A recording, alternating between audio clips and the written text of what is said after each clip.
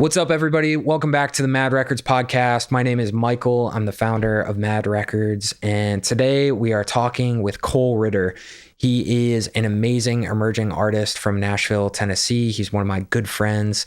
Back when Mad Records started and we were originally a record label, he was one of the first artists that we signed. He's incredible, and he's built up an amazing live touring act around his solo project. So today we're going to get into a lot of different topics. Cole's a really deep thinker. We're going to get into some philosophy stuff. We're going to talk about if social media is needed to build a music career in 2026. We're going to talk about what it's like to build a touring act and how to go about that. So lots of ground to cover. It's a great conversation. Looking forward to you guys hearing it. And without further ado, let's jump in.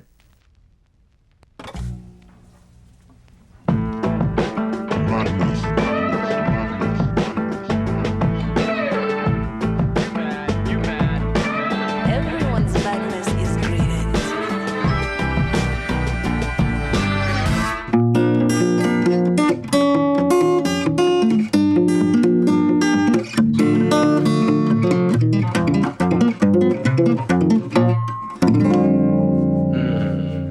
Cole Ritter, ladies and gentlemen. I was going to do a little whiplash thing where I was going to slap you every time you missed a note there and say not my tempo, but Well, there would have been a lot of moments. no. All right. Well, hey, good to see you, man. Good to see you too.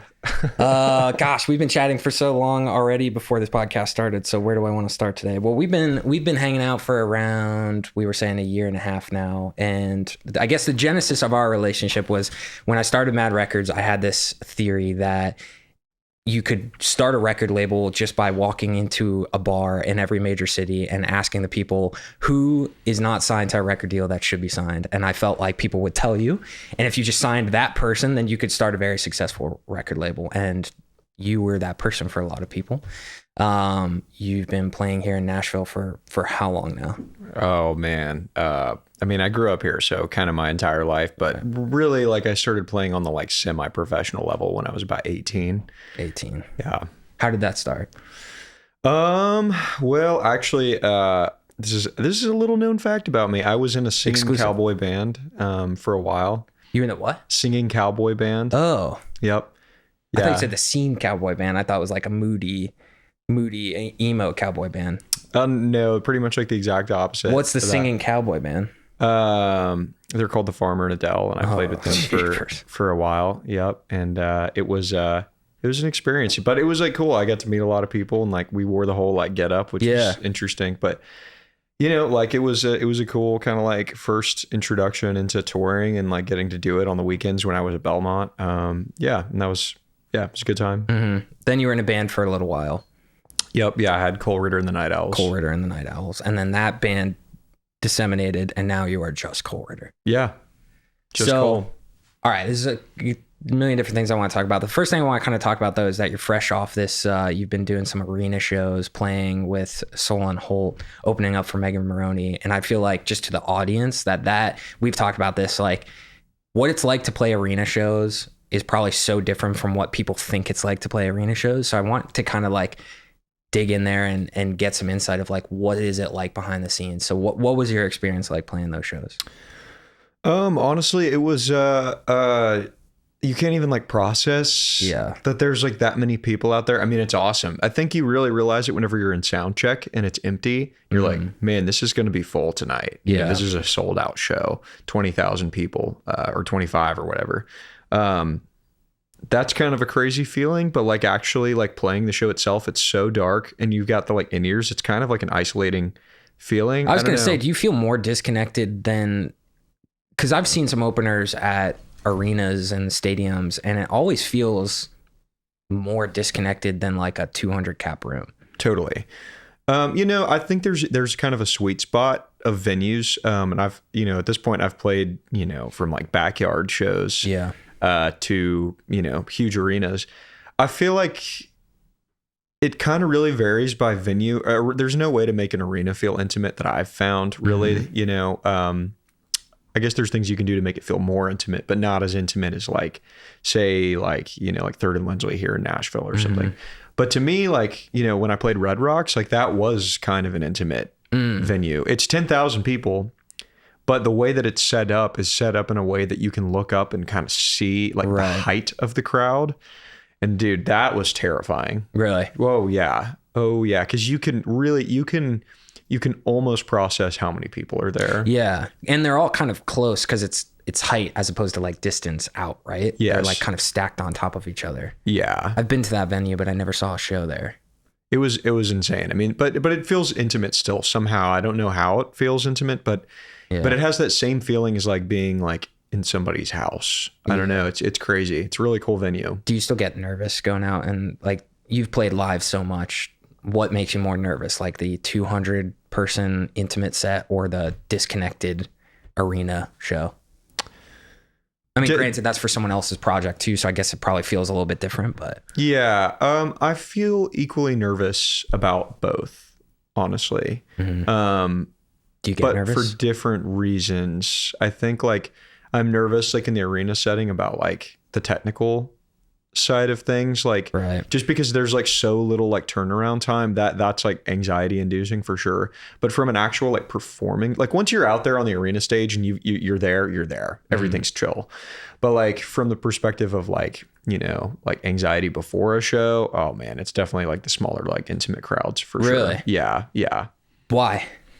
You're bearing your soul to them. You can look and see the whites of their eyes. You can do that at Red Rocks. That's like the highest level of doing that thing. Yeah, that makes sense. So I think the thing that was interesting about your career when I first met you is that like we've lived in this kind of content social media era for the last, 10 or 20 years. And everybody judges things off of like social media metrics or streams or like the vanity metrics that I've kind of referred to them as. And when I moved out to Nashville, you realize that like the best artists, one, didn't give a crap about those things. And two, were often people who didn't have like crazy vanity metrics, but they're the most plugged in, successful, well-known people in the town. And I feel like you embody that really, really well, where it's like, if I looked at your Instagram, I'd be like, okay, seems like a touring musician, seems like he's doing well. But then you talk to people here and it's like, freaking everybody, like everybody knows you know everybody, you've played with all these people, you've played at all the venues. So does that disconnect frustrate you now as an artist? Do you feel like sometimes you fly under the radar, or do you like that feeling? I think we all want to be seen and heard. That's so true. Cool. Especially as artists, like people do, but like you want to be like successful at what you're doing and you want to be perceived as successful, which like maybe that's just like vanity, but also like, yeah, I mean, I think at the end of the day, at least for me, like the heart of like what I'm trying to do is I'm just like trying to connect human beings together. Yeah. And I think music's like a really effective, powerful way to do that. So for me, like, I think like being able to like grow the platform like as much as I possibly can is like the best way to do that. So yeah, but also, you know what, man, like I'm happy with where I'm at right now too. It's like kind of cool to be like kind of on the come up and be underground. And I think people kind of like to be a part of that too. They like to, I was the first one there. Yeah. You know what I mean? Yeah, totally. Well, that's kind of the thing that I've really dove headfirst in since I moved out to Nashville, is like growing and developing a community is a lot more fun than just trying to grab at people who are already like popping off or whatever. Totally. It's much more fun, much more rewarding to find people that you're like, oh, this person's, and it's easy to do here in Nashville. You're like, this person's exceptionally talented. They're going to do well. If we can help each other and grow this thing together, that's a lot more satisfying than this social media world where you're constantly kind of like greasy hands grabbing at people that have already had success. Yeah. I totally agree. I mean, I think, like artist development is kind of like a dying art, honestly, and you kind of have to like develop yourself. But like, I think that there are still people out there in the music business and fans that like, they do like to be there first, or at least feel like they're there first. You know what I mean? Do you get frustrated though, I guess to put you on the spot a little bit more with this question, like, do you get frustrated that, or do you ever bump into a wall where people are like looking at your metrics, your social media or whatever, and it limits the opportunities that you get, even though you have been playing so well and selling out venues in multiple different states, do you still run into that wall of people who judge you off of your vanity metrics? I'm sure I do, but I feel like there's always a back door. Explain that. Well, there's just like a lot of different ways to get to different places. I think that it's like really easy for people to like think, especially in today's day and age, that like social media or like Spotify stream numbers is like, that's your like ticket. But the truth is like, I mean, I think you just kind of have to like identify what you want. I mean, and like, truth be told, like talent will get you far. I mean, it can, you know what I mean? I think that, knowing the right people is like still a huge part of the game at the end of the day, you know? Yeah. Can you elaborate on that? Because that's another thing that I think has gotten lost in the social media era is it's still really important to just go out and shake hands and meet people. Absolutely. Yeah. And so you sort of have built your whole life around that aspect. Yeah. That's old school. Yeah, it is old school. Yeah. Do you think that still works? Yeah, I mean, it's working for me right now. Like, I think that like one of the biggest things that I've realized over the last 365 days is that you need to stop looking up for some like, you know, act of God to like get you where you want to be. Because I think that God has already given you all the tools all around you. All you got to do is stop looking up and looking around. Yeah. I think that like your peers that are coming up and your friends, I mean, that's like, don't do it in a slimy way. They're your friends, you know, like invest in your friends, but like you guys will all succeed together if you do that. And I mean, I feel like that's kind of like, I feel like I'm kind of at like a turning point in that way right now. Like at this moment in time where maybe like 6-8 months ago, maybe I would have told you that, yeah, I'm overlooked and I'm upset and I'm jaded and like whatever. Yeah. But like truth be told, like, I think that if you're patient and you like invest in your relationships long enough, like they will pay off eventually. Do you think that you need to be in a major music city to have a successful career? That's a complicated question. I think that's like multifaceted. I think that you don't necessarily need to be in a music city from the perspective of like, yeah, like getting social media engagement, you know, like that doesn't really, you don't have to be in Nashville to do that anymore. You know, that's not really a thing. You can be from, you know, Scranton. Hey. Yeah. You could. Sorry. You could. You could be from Scranton. A lot of good talent coming out of Scranton, Pennsylvania. Yeah. That's what I hear. That's what I've heard too. Yeah. You could be from Scranton and stay in your bedroom and get a big amount of followers. Well, now that you teed me up for this, I feel like when I lived in Scranton, the thing that for me was challenging was finding a lot of people who were as motivated as you were to make a career out of music. Here in Nashville, you throw a rock and you hit someone who's like an ambitious musician, you know? And so it's easy to not only find people that are excited about it, but people that also share your values or you just connect with, right? Because sometimes someone's passionate about something, but you just don't vibe with them or whatever. And so that concentration of people that are trying to make something happen is so much higher that it's a little bit easier to maybe find your tribe in one of the bigger cities, as opposed to in Scranton, where it's like, yeah, there are really amazing people there, but it's just harder to find them. Yeah. Well, there are like multiple attributes that like a star possesses, I think. Or what not are even those star, things? but just to me, it's like vanity paired with badassery, honestly. Like, you know, like being able to be perceived in a way that like you are this like rock star or whatever, but then like actually like being able to like back it up. That's the person who's going to have a long career, in my opinion. Somebody who can like keep coming to the table and is a pro player and singer and like keeps delivering new good material, because at the end of the day, like the song is really the most important thing.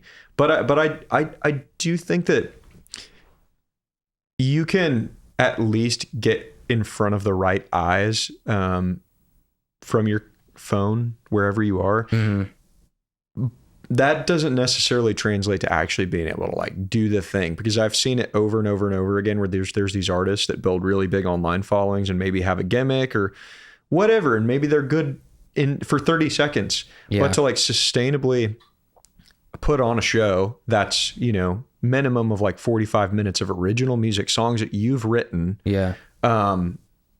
because you can't just keep doing covers. You know what I mean? Like doing your own original material, and doing it in a way that's convincing requires you to like, if you're going to move to another country, you're going to have to learn to speak the language. You know what I mean? Yeah. I guess what I'm saying is like, you can only do so much from just social media alone. You got to actually, if you want to take the thing on the road, and because let me rephrase, there's a lot of ways to be successful in music. Mm-hmm. If you want to be a successful, like touring act, I think maybe you do need to kind of like surround yourself with people that are kind of killers, you know? Yeah. Yeah. That's another thing that I've realized now over time is that there's no replacement for depth of experience. Like social media has conditioned everybody to kind of believe that like, become a photographer in 3 months with this course or whatever. And it's like, like Eli will tell you, like, you don't know what problems you're going to run into until you start trying to be a photographer, or you start trying to be a musician, or you try and launch a podcast or whatever.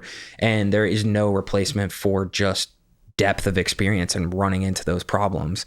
And I've seen that happen in the social media world where these people get plucked off of being online and thrown onto like a headlining set, and they feel overwhelmed. The crowd feels nervous for them, and the whole thing doesn't feel like it works. Do you think that that's still a problem today, or do you think people are kind of wisening up to that and kind of reverting back to like booking more seasoned acts? And by the way, that's no shade at anybody who like comes off of online into the live set. Like sure. That's the goal and you've achieved this thing. But I think sometimes these like booking agents even should be protecting these artists a little bit better.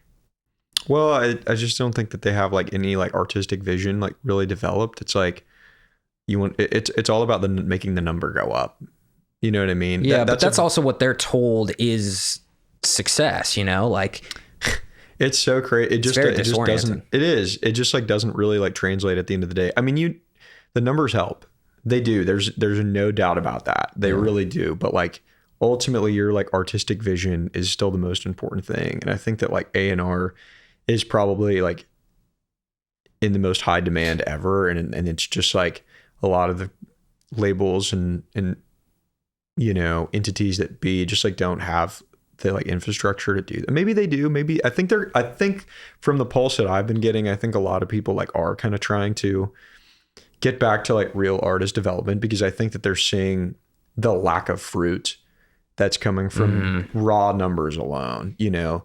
I mean, when you really think about the bands that have lasted lifetimes, you know, like, you know, thinking about like, in country music, like Vince Gill or the Beatles, or their music out with the Beatles, their music's outlived many of their members. You know what I mean? You know, I think at the end of the day, they like had a thing, and it's like, yes, they were able to, the right buttons were pushed for them to be able to get in front of people, but they already had this like magical thing. And I think that's been the problem with like music kind of starting maybe in like the 80s and 90s, but like really, really starting in the 2000s and atrociously, famously in the 2010s, music that's just like aged like milk. Yeah. You know, things that are just like, especially the like cursive singing, that was like a really big thing. And it's just like so dated. And what is cursive singing for the people who don't know? Oh, give man. Us an example. Yeah, give us an example. Go. Come Dear on. Lord. Boy, think about a night and day. Like that kind of vibe, you know? Dude, that's pretty good. Yeah, thanks. I've been working on that. Yeah. It's so cringy. And I think that like, that's kind of the other problem with like jumping on a trend. It's the trends come and they go. Yeah. And I mean, there's always going to be like trends, you know, there's no doubt about that. But I will say the 2010 or the 2020s have kind of proved that like there are trends, but there's a lot more like micro trends now. I think a lot more like room for nuance. And I think people want to feel like they're a part of their own thing. It's more like niches than anything. Yeah. I've been thinking about that too. I actually said this to my wife the other day. We were walking around the mall and I noticed that like all of the marketing for these places was like the new viral fabric or the new viral food or whatever. And I was like, it seems like such a dumb way to market your stuff, because by calling it viral, you're inherently saying that this won't be in vogue in a couple months. Yeah. And so, Yeah, I don't know. I trend hacking has always frustrated me because it's like it's not something sustainable. Like people have to buy into you as a human being if they're ever going to have like a long sustainable career. Yeah. And you can trend hack for so long, but then you kind of lose your identity in the process because if you're just chasing trends, then no one ever knows like who you actually are as a person. Absolutely. Yeah. I mean, you got to strip your artistry down to like the core fundamentals of like what kind of person you want to be first. Yeah. And then like the visual and sonic elements I think will come later. I think that, you know, like when I was really young, when I was like 18 or 19, I think that it was like more about like the look and the sound and the vibe, like almost more than it was about like the art behind it. And I could always like sense that there was something deeper there, but like now I feel like I've like really kind of like tapped into that as like the priority, you know? Yeah. In the absence of like someone developing you as an artist who's helping you get to that place, how do you think people find that thing? Is it through failing? Is it through like putting yourself out there and people being like, we don't like that, we're not going to validate that version of yourself? Like, is that the best way to develop as an artist? I think smart people in the music business know that even if it's not their cup of tea, it might be somebody else's cup of tea. Mm-hmm. So in my opinion, like, you got to be the most you that you can be. Let the marketing people do their thing. Right. You know what I mean? Like, I mean, you want to find people who resonate with it. You know what I mean? But like, just be you, be the most you that you can be. Let the business people push their buttons and whatever. I guess what if you don't have business people around you though? Well, I mean, you know, I guess that is one of the advantages of like having like the platforms that we have today is that like you can, in theory, get in front of at least enough people so that the business people maybe want to look. But yeah. Also, I mean, you can there's so many ways to do this. You can build your own thing too. You know what I mean? Like my business has been flourishing long before my like vanity metrics were even as good as they are now. And they're not even where I want them to be yet. Right, you know what I mean? Yeah. And I told this story recently, but I'll tell it again super briefly. But I told it over email, but I have a friend of mine who just signed with a major label and he was getting ready to show up for his first meeting with them. And he was expecting, you know, spreadsheets and presentation of like, here's the future of what your project's going to look like. And we're going to make you dress like this and whatever. And he showed up to that first meeting and they basically sat there and they were like, what do you need help with? What's your plan? Where can we sprinkle some money to make this thing move a little bit faster? And thankfully for him, he's like a super entrepreneurial minded artist. He had that plan. And so he, you know, can present it to them and say, here's the places I need help. Here's where I need your support.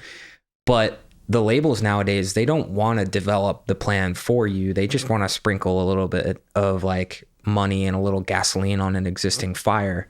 And so it does leave people in this tricky position where it's like you have to build the thing before people are interested. Yeah. But for a lot of really pure artists who are just focused on the art, they're not thinking about the business. And I sympathize with that, but I think it's going to lead you to kind of bash your head against the wall for a very long time unless you can get people interested so they can take that part over for you. Yeah. Well, you know, in a way, like, you know, what happened to your friend is like actually kind of a good thing. You know what I mean? Yeah, like, totally. They're not micromanaging him anymore. Yeah. Yeah. I mean, I think like at the end of the day, you know, you've taught me this, you know, that, you know, at the end of the day, you're your own CEO. Yes. And you got to kind of come to the table with like what you want. Which for me, like, I feel I'm always hard on myself and I feel like it's like taken me too long, but like also not really. I mean, some people never find it. You know what I mean? Totally. It's really weird. People romanticize old school music industry where they're like, I miss the days when labels used to just sign someone and put them on the road and tell them what to do. But then you look at all of those artists and it's like had the majority of them, you watch any biopic of like one of these artists and it's like they were all depressed, they were all addicted to drugs, they were all run ragged by the labels, they were all screwed over. And it's like that's what you miss, you know. And I get it because there's this idea of like I just want to be the artist and have someone put me in these different places, but that led to some of the most horrific things, you know, in music history. And so I think what you have now is like people are not going to tell you what to do, and that's intimidating, but it's ultimately a net good for people who want to build it the way they want to build it. Absolutely. Yeah. I mean, 300 show dates a year is not glamorous. No. Even 150 dates is not necessarily glamorous. You know what I mean? I think that like, man, I mean, you gotta love this thing. You gotta love it so much, and like almost, not even almost. You just can't have a choice. Like, this is what you're doing. Yeah. You know what I mean? If you have another choice, you'll probably end up making that choice. And if not 5 years, 10 years, 15 years, maybe even have a moment of success, but you're not going to be able to build a sustainable career. And I think that's like, at least for me at this point, the most important thing for me is like building something that is built upon the principles of like longevity of a career. And also like, I think that includes, you know, being able to like have healthy relationships with your friends and your family, and, you know, your spiritual side. Yeah, totally. Physical health. Being a healthy person. Yeah. Yeah. I think people need to stop romanticizing like the old rock and roll era. It's like those people were deeply unwell. Absolutely. Like they were in rough shape, and they were getting taken advantage of by their labels, and they were addicted to drugs. And it's like, I get from the outside, it's like, yeah, sex, drugs, and rock and roll, but it's like, that was a very troubling time for music. Absolutely. And great art obviously always comes out of that stuff, but I don't think you need to be an unhealthy person. Well, actually, this is a good question. Do you need to be slightly effed up to make really good art, or do you think a well-adjusted, mentally healthy person can make the same caliber of art that you were getting from like that era of music? I have lived both ways. I have lived the like mentally unwell artist, whatever, and like really self-indulged in that at one time in a way that was like super unhealthy. And, you know, and I never made like any like life ruining decisions or anything, but I was just like, meaning like I was emotionally really depressed and anxious, and like I leaned into that, I think, almost a little too much. I almost romanticized it without realizing I was doing that. Totally. But I made some pretty good art for my age at the time because of that. But I've like learned, now that I've gotten just a little older, I think that being like an emotionally intelligent, empathetic person is really all that you need. You don't have to go do all of that crazy stuff to like be empathetic and write about it. You know what I'm saying? Like, I think that's the sign of a really good writer, is somebody who is like empathetic enough to write about an experience like it's theirs when it's not. Yeah, you got to kind of get to the same place through a sort of a more mature lens, I guess. Yeah. I mean, you should be vulnerable, like write about your own experiences, but I don't think it's like not genuine or whatever to like write about other people's experiences. You know, I mean, I think that's like also a genuine thing. You know what I mean? Yeah, I think it's sometimes harder to get to, but it's like when I used to smoke weed, it would be like, oh, smoking weed makes me really enjoy my showers more. And it's like, well, I could probably enjoy my shower sober. I just need to work harder to get to that same place. Like, I shouldn't need this crutch to be able to enjoy my day-to-day life. It's kind of lame. It like says a lot about like you, not you, no, but like it says a lot about like, I mean, I could be like that. You know what totally. I mean? All these things are decisions, you know, like choosing to like enjoy your day or whatever, you know, it's all about perspective. And I mean, there's some things that are out of your control, but I think that your perspective is so important in your attitude showing up and going into something. Yeah, I think it's interesting that you say that, because this is just my perspective, and I know everybody has their own experience with it. So this has just been my perspective with it. But when I was like smoking weed, I used to smoke quite a bit, and I was like, I never told myself I was addicted, because if I said that, then I was taking the power out of my hands, and I was saying I was powerless to this thing. And so what I told myself was, you know, I'm not addicted. I'm making a decision every single time, and it's a bad decision. I should stop this, but I'm choosing to still do it. And what that did was it gave me enough room to say, well, if this is my decision, then I can stop as easily as I'm choosing to do it. And it's not going to be fun or whatever. And one day I was like, you know, my wife was pregnant with our kid, and I was like, okay, it's time to grow up here. Like, if my wife goes into labor and I'm Ubering to the hospital, this is going to be a very bad look for me as like a human being, you know? So I was like, cool, this was a decision. It still is a decision. I'm going to stop doing that thing. And I feel like I've been able to get to that same level of appreciation that I used to have just sober through dealing with my own stuff. And I feel like music is such a weirdly similar type of thing. It is. Yeah. Yeah. And I mean, I'm not saying that I don't like ever partake in, like alcohol or, devil's lettuce, but at the same point in time too, man, like I don't want it to get in my way of being a person, like musician, especially, but like also just like, I want to be able to give like 100%. I want to think better. You know what I mean? Yeah, I want to think clearer. And, I don't know, like, I feel like the art that I've been making lately has been hopefully some of my best work. I think maybe it is. Yeah. But like for the most part, like I've been in a pretty sober minded place and just like trying to be like more empathetic.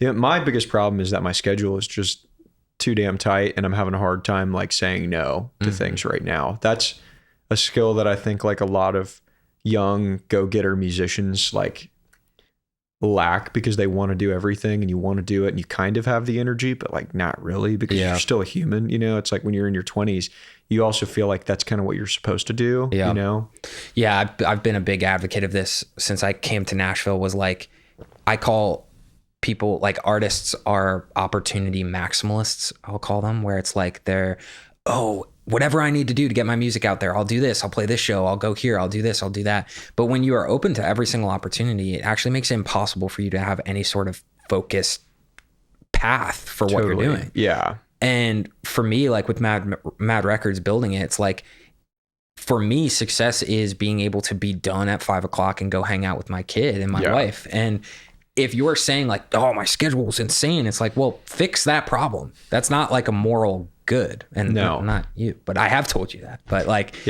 that's something that you want to start to look at these opportunities and go, well, which one of these things is actually moving me further down the road towards the thing that I want? And I feel like it's easy to get overwhelmed. Well, it's, like it's like a steak with a bunch of fat on it. You know what I mean? Yeah. You got to kind of, you don't want to eat all fat. You like a little bit, maybe. Yeah, a little fat. You like a little surplus, a little extra money, a little extra push forward, but like also you don't want to eat just like straight fat, I'm like pushing it a little bit. You're eating that fat. Yeah. Yeah. A little bit. I feel exhausted and like I'm not able to like give my 100%, which is just as bad as like if I were like, drinking or something. Yeah. You know what I mean? Isn't that weird? Yeah.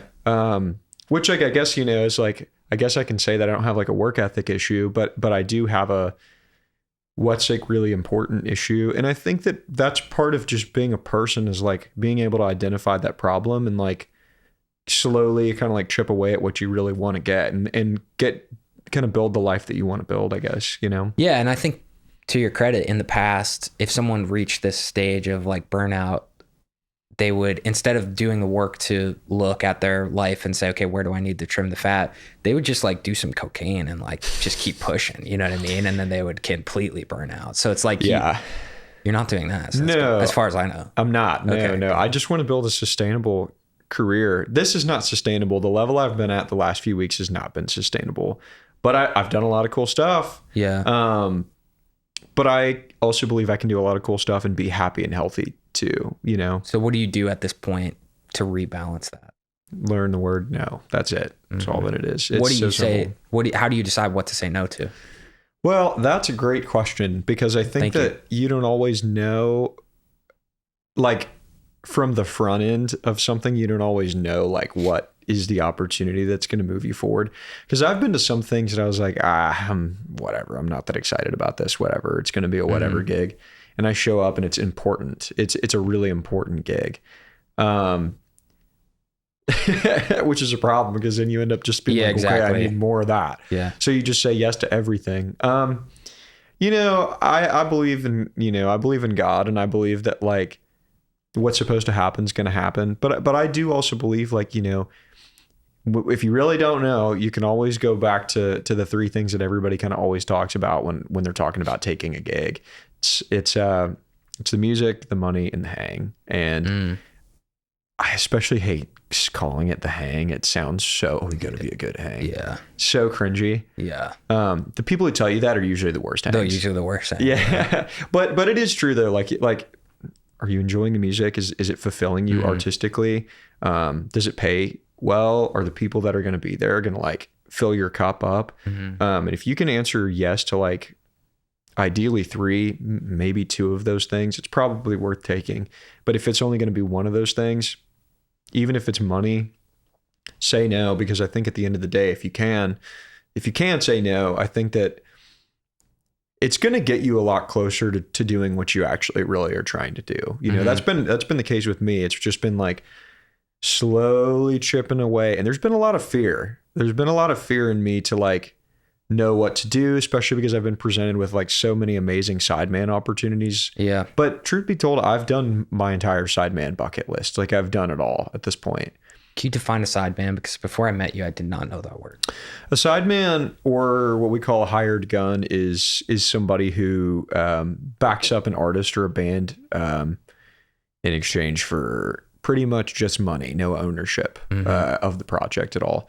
You're usually learning parts for somebody, which is like something I really have no interest in doing, and then at best, maybe you also happen to play on the session and you came up with the parts. That's a little better. You got a little more say and ownership in it. But that's my thing, is like it's so important to just build equity in whatever it is that you're doing. That's been kind of another like big realization I've had this year, is like if I don't have equity in it, then it's not ultimately building my long-term plan for building my life. You know? Right. Yeah.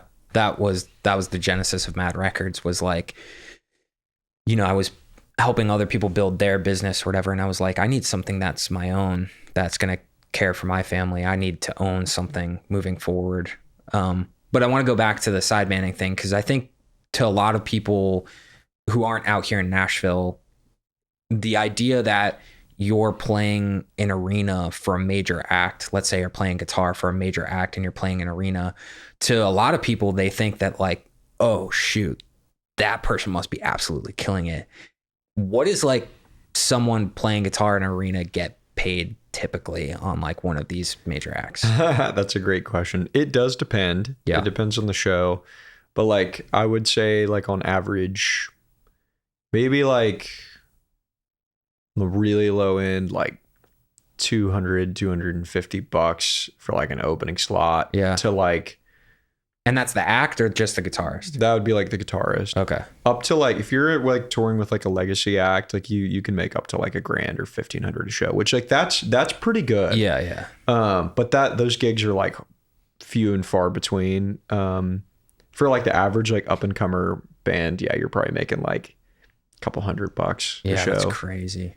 That's crazy. And I guess the other thing too is that there's no way for like, if you, Cole Ritter, are trying to build your artist project, you sidemanning for another act, yes, you're playing, you know, an arena or a stadium or whatever, but no one's becoming more aware of what you're doing with your own artist project. Not really, unless you have like a really great artist that you're touring with. That's like super encouraging. And, you know, truth be told, like when I was on the road with Solon, like he did that so well. Like he like really, that's awesome. Yeah. Yeah. Like especially the last night, like he was like, oh, these are my best friends and they're like some of the most talented artists I know. And, you know, like just him even just giving that endorsement was really cool for us. But like most artists, like their ego, I'm saying this as also an artist, but like their ego sometimes can just be so big, you know, like they just can't stand to see somebody else succeed.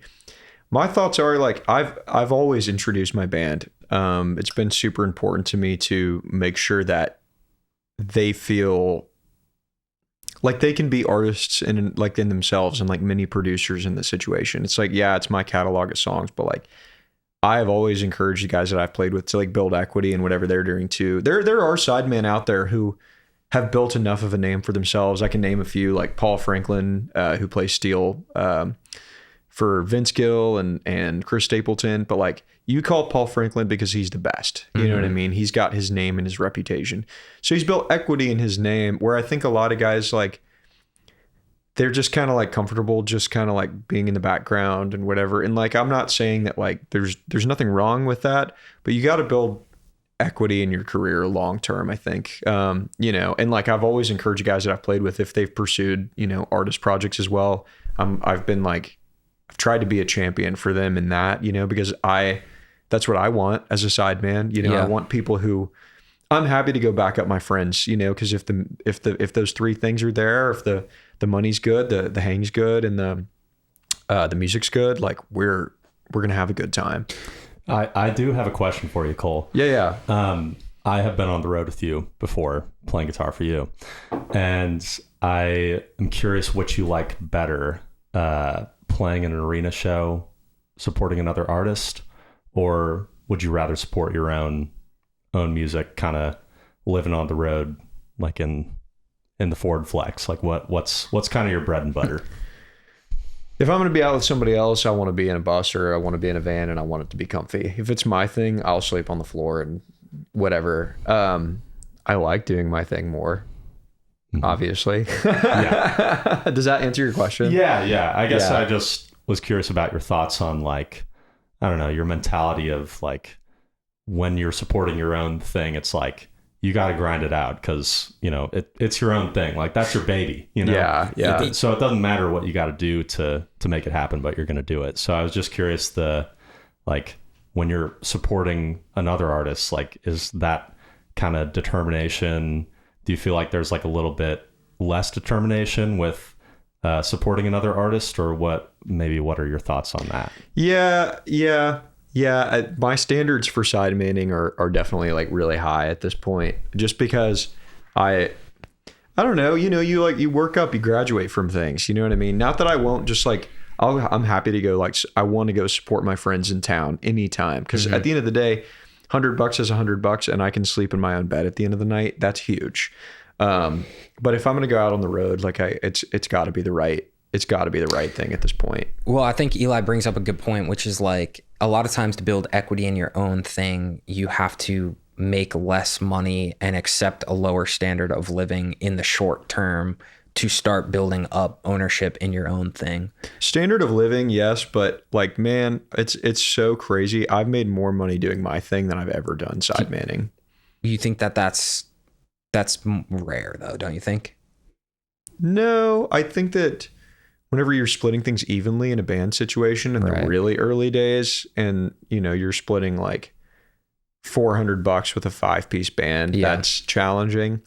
I've been there. I did that thing for a while, but like as an actual artist, like if you're smart with your finances and stuff like that, you can make pretty good money, like without having like without having like a huge following.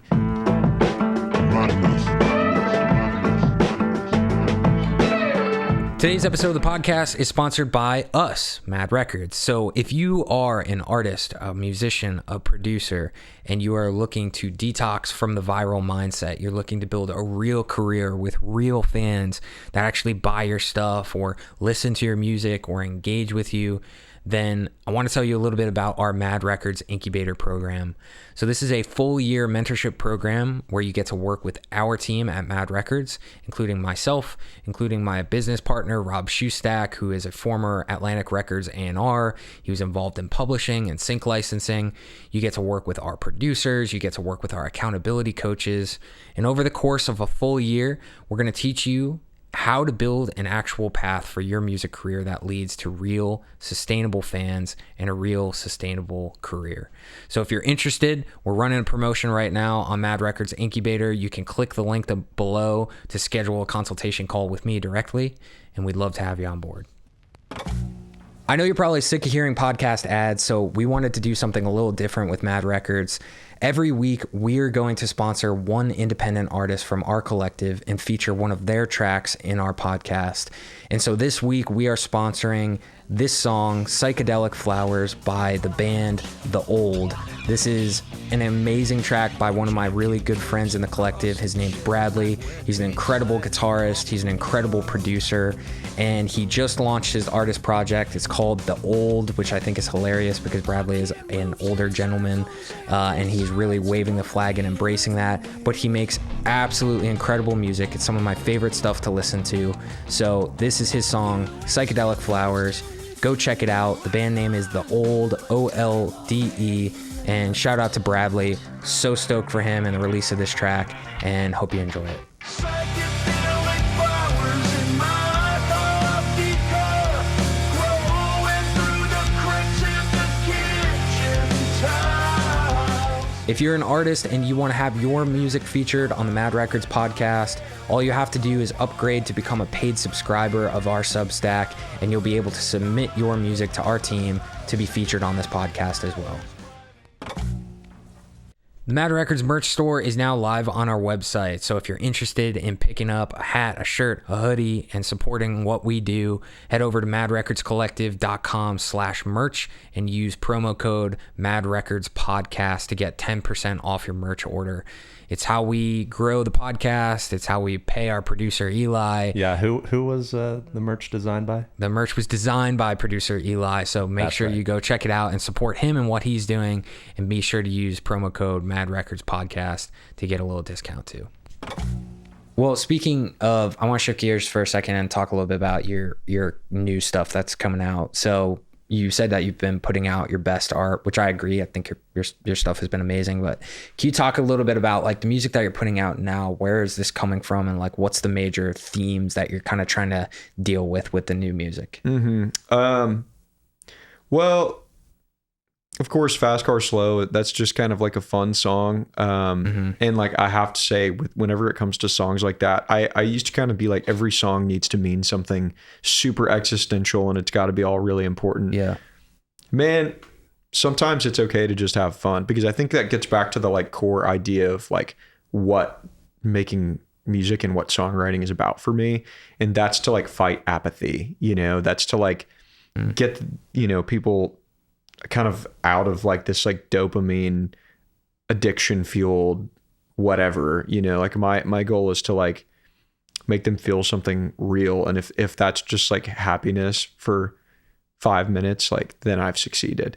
But as far as like the more like existential side of things, man, I'm like grappling with a lot of stuff. I'm grappling with like trying to maintain a good attitude with my career. I'm trying to maintain a good attitude with my life, but also like, I mean, I've been through some pretty like traumatic experiences in my life, just like in my own head. I've always been my own worst enemy, and my head's been a prison at times. And I think that these songs are like a really therapeutic way for me to kind of like work through those things, if that makes sense. Do you feel like you're still struggling with that? Always, but I think that I've gotten a lot better at handling those things. Yeah. I mean, I'm like the worst overthinker. I know. Maybe you match me. But, yeah. But it's at a level that's been life ruining. There's been moments, and I don't regret anything, but there's been moments in my life that I've definitely let my head beat me down too hard, for sure. Does that show up in the music? Yeah. Does it show up in your songwriting? Yeah, definitely. Like can you pick up the guitar for a second? Sure. If I was going to say, how do you start writing a song, you personally? And like, in this situation, let me say this. In this situation, if someone asked me to pick up a guitar and play, I would poop my pants. I would be terribly nervous. Like when you have a guitar, you feel completely comfortable, I'm assuming, at this point in your life. Mostly, yeah. So how does overthinking show up in the way that you create music, or is that your comfort zone? Music is it's the only way I know how to like explain. It's the only way that I know how to like contain what's happening up in here. This is too much. This place is like, it's hell. Sure. Yeah. Sure. Yeah, it can be. It definitely can be. This is just like, this in and of itself is nothing. It's a piece of wood with strings. You know what I mean? Like, this is nothing, but I have turned it into a place. It's almost like a laser beam. You know what I mean? It's like a place for me to kind of like pull these things that are in here and laser focus them into something beautiful that hopefully can help people heal, and that's like, it's therapeutic for me. I hope that it's therapeutic for other people as well. So if I were to say something like how you're feeling now, express that through the guitar, could you do that right now? Is that possible? Sure. I mean, it's always possible. Tell me how Cole is feeling through the guitar. Oh shit, man.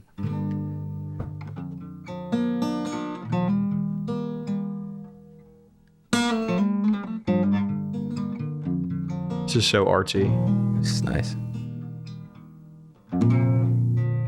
But the thing is like, you know, there's this melancholy bit here,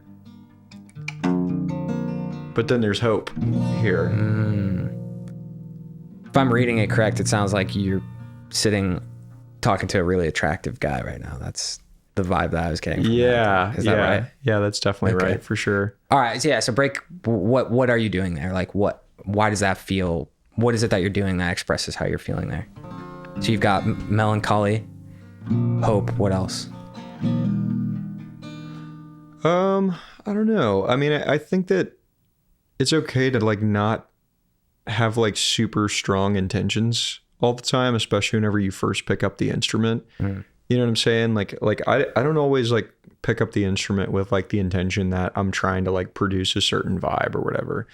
Sometimes I do, but especially from like the songwriting world, like you just gotta just play from the heart and just kind of let it be what it's gonna be. Does that make sense?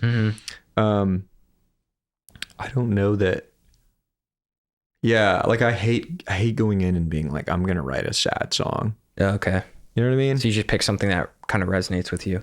Or I used to do that with the synth that I have. I would just turn knobs until something sounded like how I was feeling at that time. And then that's where I would start. Yeah. Is that similar? Yeah. Yeah. Play something that feels nice, you know? Yeah.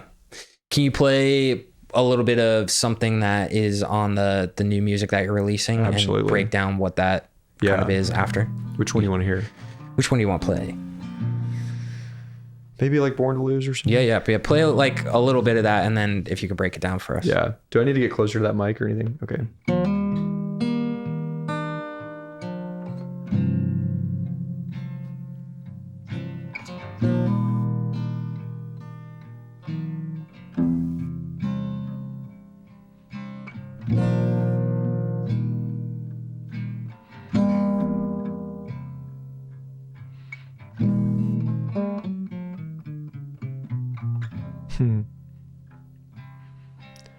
Trees have lost their green again, and I'm as old as I've ever been. Time's a box and it's closing in, and someday I'll have worried lines and reminisce about good old times, but I'm not sure where those came and went. Well, it must have been when you walked in that door. Well, it must have been when you got more than what you bargained for. You bite the bullet, but you break your tooth. Feels like you're winning, but you're born to lose.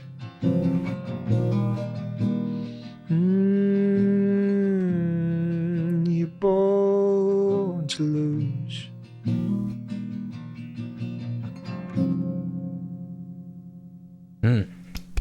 This is so good, dude. Thanks. All right, so break that down. Like, what is that? How you write the song? Does it come out like that, or is it stripped down more to its more basic core? Like, I'm so fascinated at how that you end up with that at the end of the day.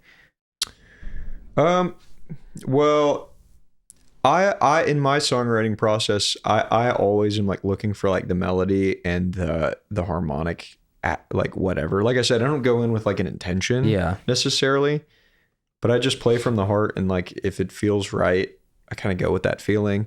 And I feel like the melodies like kind of tell that they like the songs write themselves kind of after you find that. Do you mumble the melodies and then the words come later? Do the words come immediately? Like, how does that? Yeah, song you just come kind of in? like mumble until you find something. I will say, like sometimes my songwriting process is more like, okay, now that I've found the like sonic palette that feels right to me emotionally, what does it feel like? And then usually, like especially if I'm co-writing with people, like we'll go into a long tangent about a lot of different things. It could go so many different directions, you know, and sometimes like we have like 3 or 4 deep conversations until we find something that feels right. For this one, it was like kind of like my battle with like existential dread and my like constant like need to like try and control things that I have absolutely no control over. And that was a long conversation about kind of just like racing against time and feeling like I was just gonna like, I have no control over the fact that like time just keeps moving forward always, you know? I also heard a really crazy quote recently. I don't remember who it was, but they said that eternity, it unfolds basically. There was another part of that. Interesting. Yeah. Eternity kind of like unfolds. Like I think that the way that like my brain's always processed eternity, which is my greatest fear because I can't process it.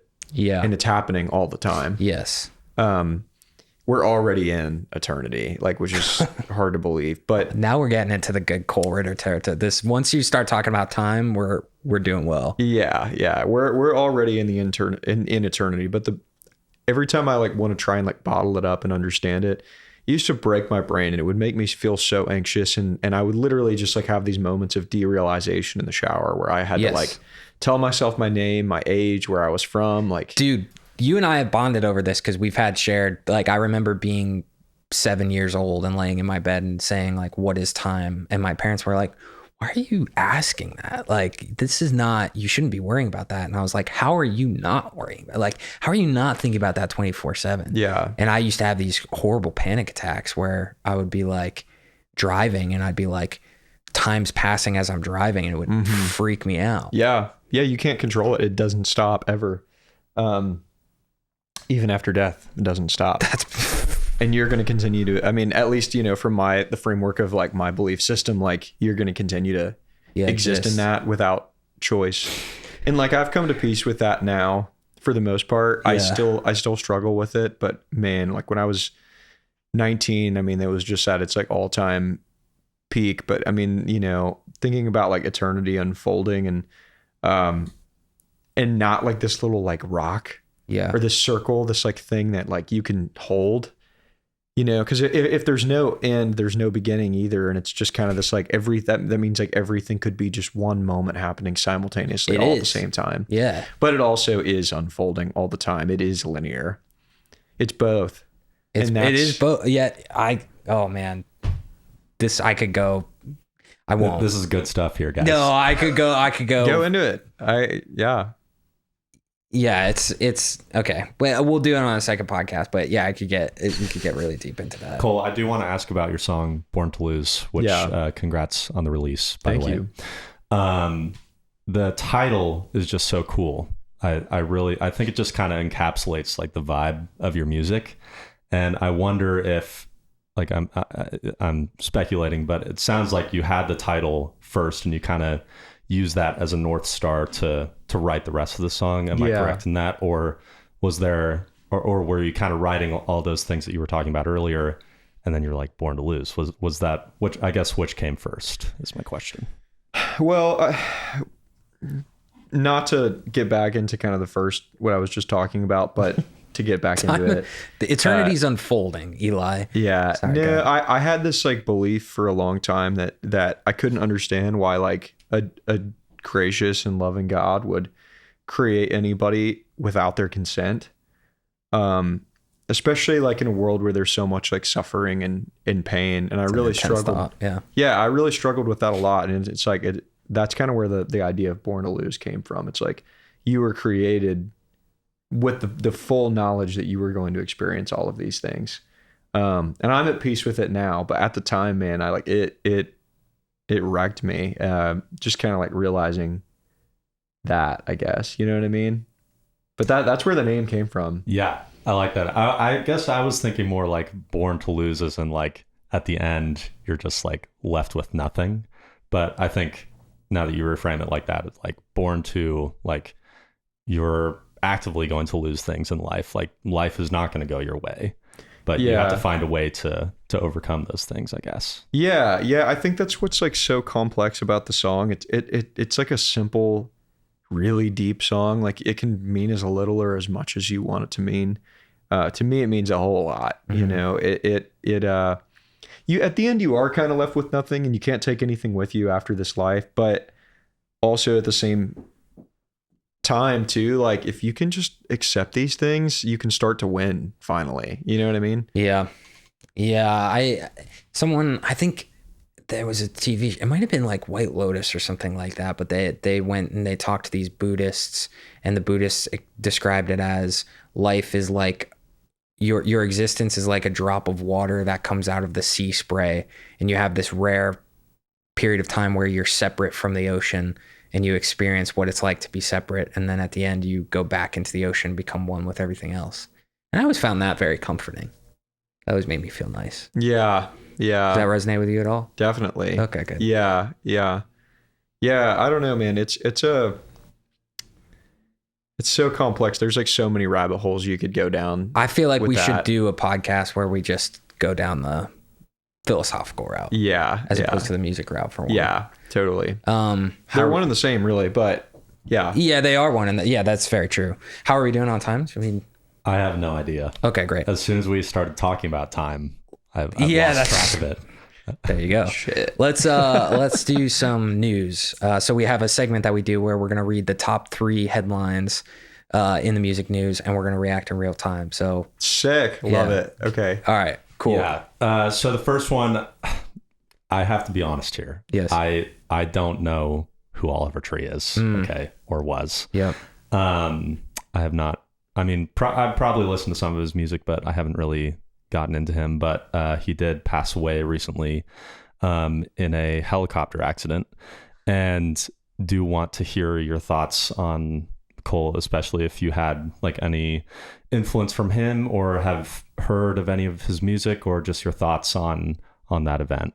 I don't know who that is, but that's terrible. I wish his family well. Oliver Tree's was really, really big. Really? Yeah, he was really big. I for some reason, he was a musical blind spot for me too. Like I wasn't familiar with him. Was he young?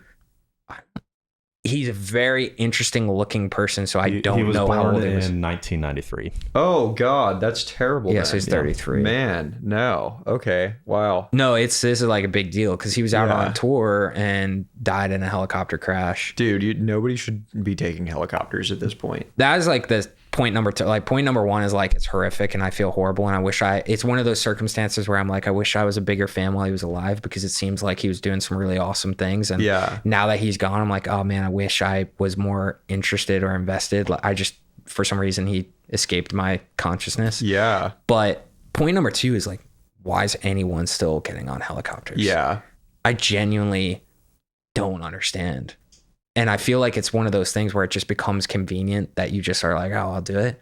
I am not getting on. Feels like the past 5 years, there's been a lot, dozens of helicopter crashes. A lot.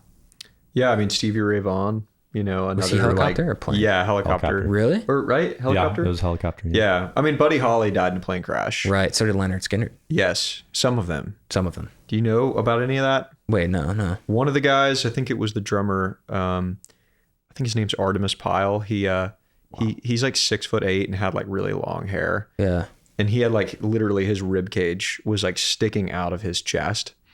And so he's crawling out of the swamp like in New Orleans after this plane crash. He's like half dead, and he walks like pretty far to these people's property. And he probably looks like, like The Walking Dead or something, because this guy with long hair is like 6'8" and his ribs sticking out of his body. Is walking up to their house, and apparently the person, they had a shotgun and they either shot near him or they actually shot him. The verdict's kind of still out on like what actually happened, but he also survived that, and is like still playing to this day. Shout out Artemis. That guy was born to win. Yeah, he was born to win. Yeah. Yeah, but no, that is super sad. That is really sad, and I wish I knew more about it. What, was he a big influence on you? No, that's what I'm saying. It's one of those situations. It's kind of like when David Bowie died. Like I never listened to a ton of David Bowie growing up. Like my parents didn't play a ton of him. But then when he died, you're like, oh man, I wish I was like part of that. And it seems like he had like this, it seems like he had such a cult following. I wish I was involved more when he was alive, but no, I'm going to have to go back and listen. Yeah. You know, like, I guess like it's as horrible as it is, one of the redeeming things about whenever like an artist dies is it oftentimes can like really amplify the impact that their art has. It's kind of an effed up thing, but it is, but in a way it's like cool. Like you've moved on, but like also your art lives still, and it like now has the ability to impact even more people. Yeah. And, you know, I mean, they talk about, you know, Bach was one of the greatest composers of all time, but he worked with children's choirs and orchestras. So he probably never even got to hear his music performed by like professional musicians ever. That's crazy. Yeah. Yeah. Yeah. And he didn't get famous until way later. So like 100 years later. So Well, rest in peace, Oliver Tree. Yeah, Sad. no kidding. Wow. All right. Next Question one. number 2, or I guess headline number 2. Phoebe Bridgers is back in the news. She announces her new album. Thoughts on new music, old music of hers, inspirations from her? Yeah, I mean, Punisher is like definitely like a huge record influence of mine, especially on like some of the newer stuff that I've been working on. That's like hopefully going to come out after all this stuff is out. Yeah, I mean, she's incredible. So I'm excited about that. That's going to be great. Yeah, that's another existential wonder, I feel like. Yeah. No, I'm pumped about that. My wife is particularly pumped about it too. I've seen her once or twice in concert too, which is another thing, going back to your point about the live show, that's amazing about Phoebe Bridgers, is that it's such introspective, intimate music that when I saw her play live at like a festival, I was like, how is this going to translate to a live scene? And it was incredible. Yeah. And that doesn't happen by accident. Like, that is someone who is super intentional about taking these really intimate songs and bringing them to a live scene to where they are able to connect with people in the same way. And that is one of those things that's like, it requires a lot of work and intention. So she's awesome at that. And I'm excited to hear that. The one thing that I think she also did well is that she cooled off for a while, because there was a period of time where Phoebe Bridgers was everywhere and like featuring on everybody's music. And then she went away for like a year or two and cooled off. Probably kind of tactical for her to do that, you know? Yeah, PR teams are getting really good at giving people like a cool off period, because if you're everywhere all at once, then people don't even know why, but they start getting angry at you. And I think she did a great job. So shout out to her PR team. Yeah, I can't wait to hear the record. That's going to be great. Yeah. Yeah. Well, speaking of someone being everywhere all at once, this is a perfect segue into our third headline. Taylor Swift is getting married at Madison Square Garden. There you go, Cole. You probably got some great thoughts on that. Yeah, huge fan. I'm a big Taylor Swift fan. No, you know what?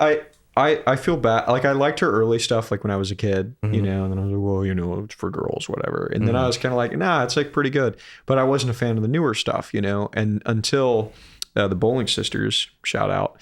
Shout out Bowling Sisters. Yeah. They kind of got me into like some of the songs on Folklore, and it's a cool record. I don't know it like super well, but like the things that I've heard have been awesome. So my wife has really gotten me into Taylor Swift. I saw her on the Eras tour, which was sick. And anybody who says anything about like her or her ability or her like is just frustrated at her success. My gripe with the whole Madison Square Garden thing is that it just is like, I don't know. It just, it feels like royalty. It feels like a royal wedding. Absolutely. And I feel like where people are at right now, where a lot of people are hurting in the world and stuff, that like having this massive wedding in the middle of New York just feels like people are starting to do too much a little bit. And like the classes are really starting to show up in that class warfare type of thing, where it's like, yeah, like, I don't know, if I was uber rich right now, if I was super rich, I would just lay low right now. Yeah. Because people are so frustrated, people are hurting, that I would be like having my wedding, like get some insane place in like the Italian countryside and get married in silence. That's what I would do, because you're just inviting drama, I feel like. Yeah, I mean, that's what it is. It's all the fuel. uber rich are way too visible right now. Yeah. They're way too in your face, and I feel like that frustrates people. But shout out to Taylor Swift, and Yeah. Good luck. Happy for her. Yeah. Mm-hmm. Do you have a favorite Taylor Swift song? Or maybe a least favorite? I guess like my favorite would be Greatest Love Story. Just Love Story. Oh yeah, whatever. Come on. Yeah. You can tell I'm a real fan. Yeah, I don't know. I mean, it's like fine. It's like vanilla ice cream, it's like, not, you know what? It's not even like good vanilla ice cream. It's no, like, I disagree. Yeah. I think she's I think it's easy to look at pop music and be like, oh, this is generic or 4-chord type of stuff or whatever. But making good pop music is really hard.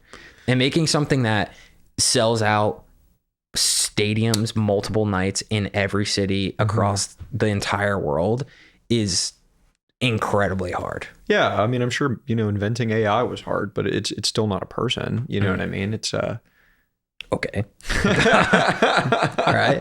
I'll think about that and then I will come back. I mean, like you can do lots of hard things. Like building anybody's career is hard. It takes a lot of money, but that doesn't mean that it's like from like the right place or anything necessarily, but I wish her luck in her marriage. Yeah. All right.